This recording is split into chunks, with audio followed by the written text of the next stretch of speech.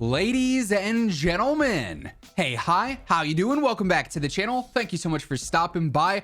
We've seen plenty of updates go live in MW2 and Warzone 2 so far. Up until this point, we've seen a handful of weapon tuning updates, gameplay updates, everything in between, right? However, so far to start the year, it seems like we have taken a decently significant step back in terms of the overall dev communication and transparency, specifically when it comes to the weapon update patch notes. Obviously, weapon tuning, weapon changes, and weapon balancing is one of the most important aspects of gameplay, whether we're talking multiplayer or Warzone. If you have something that's ridiculously broken, like let's say the DMR or the AUG or the M16 back in Warzone 1, it's got to get nerfed quick, otherwise your game is gonna go out of control and everyone's gonna be spamming this ridiculously broken gun. It annoys a ton of players. Like, it's just not a great experience compared to when you have a super wide open and balanced meta where you can use 10, 15, 20 different weapons and they're all pretty competitive for the most part. That's great because players are gonna have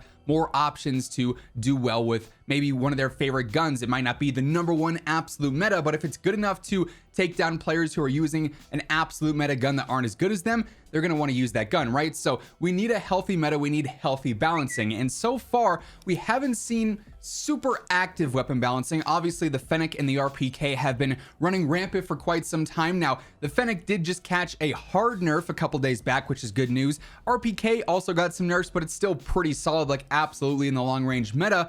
But also I want to focus on the patch notes themselves, because this is where things this year are rough, I think, to start things off. Let's, for instance, look at some of the patch notes that we have in game from the most recent update. For instance, at the time that I'm recording this video, we'll see if anything happens later on this week, but in some of their weapon adjustments, one, they list the RPK as an assault rifle. It's not an assault rifle, but the actual notes themselves, they increased the initial bullet vertical recoil. Okay, so it's got more recoil, but how much recoil? Is it 5% more? Is it 10% more? Is it 1.5% more?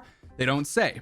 They reduced the damage ranges. Which damage ranges? Are we talking the second damage drop off, the third damage drop off, and by how much? 5 meters, 10 meters? What is it? Same deal on the Cast-Off 7.62, reduce the damage ranges. But we have to guess, is that every single damage range? So every single damage drop off will happen earlier now? Is it just the long range damage range where it's the most lethal?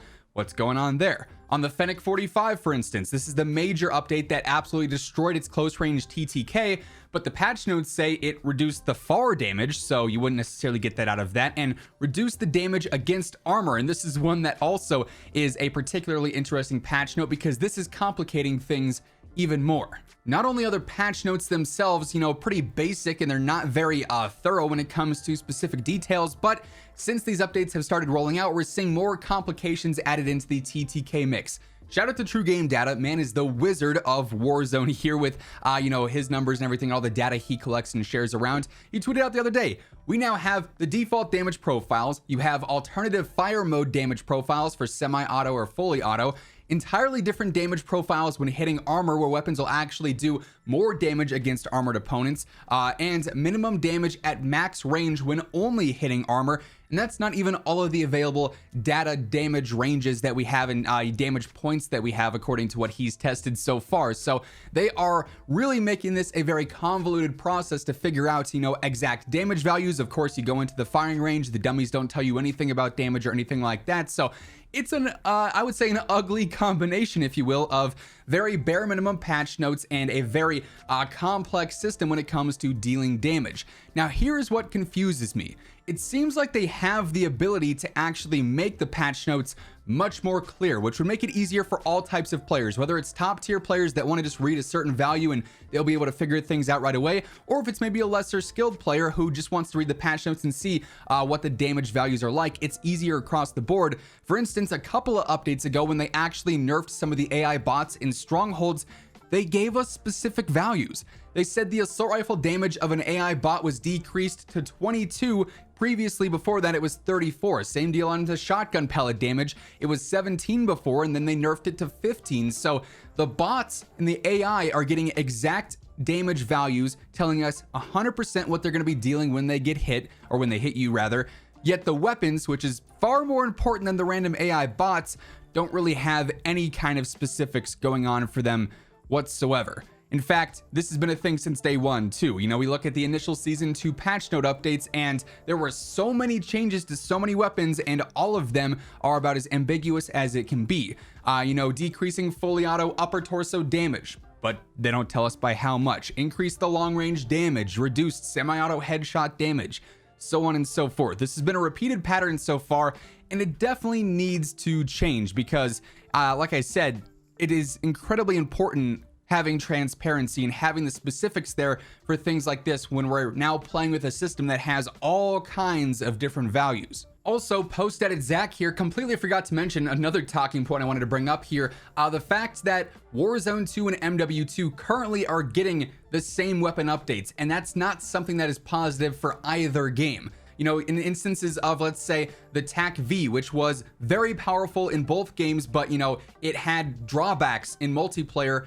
It got nerfed because of its Warzone power compared to other close to mid-range guns where it was really just dominating. But in multiplayer, it caught that same nerf and caused it to basically become obsolete, where it wasn't nearly as broken there as, you know, it was in Warzone. So they're pretty much combining the weapon updates for both modes, despite the fact that both modes play so differently and oftentimes have completely different metas. So that's another issue on top of everything else we're also talking about here. Oh, and by the way, as we're going through this whole conversation, if you guys are new to the channel, of course, every single day I got you covered with all things going on in COD. So if you want to guarantee you're always up to date, feel free to hit that subscribe button, turn on those post notifications. Also, if you guys enjoyed the video, if you guys want to see changes to these patch notes and to these weapon updates to make them more simplified, let me know by dropping a like on it. You know, if a dev is, you know, watching this and sees the positive response, that's definitely something that hopefully we could bring to the game in a positive way. That obviously is always the end goal here, impact the game in a positive way. But getting back to the conversation at hand, it's not like we, you know, haven't had the super detailed weapon updates before. This all started back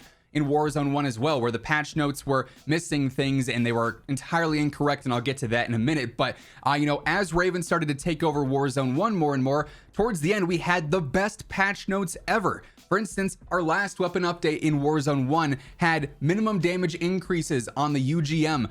We had the Atlanta 57 seeing its upper torso damage multiplier being specified to the exact decimal, the minimum damage being increased and decreased, and all sorts of stuff like that. So these super specific notes have been there in the past. They're fully capable of doing them. Just for whatever reason so far this year, they haven't. I'm not sure if that's because of a change of personnel or what, but we're definitely, you know, in the midst of a very big jump back. I wouldn't even say a step back in terms of what's being conveyed in the patch notes, which ultimately just makes post-update gameplay more confusing for all players. You know, channels like True Game Data and JGod and Ace and all these people who go in and test all the numbers exactly, they have to go through and then do stuff all over again and again and again after every update, rather than just saying, all the patch notes said it's down from 26 to 24. I can just input that and we're good to go, right? And then on top of that, most recently, we've also seen that the update notes aren't always exactly right, which is, you know, a little bit of Warzone 1 action repeating itself here in a not so good way. True Game Data also found out that, you know, with the Season 2 update, they said they buffed the M13. It was only buffs to the M13.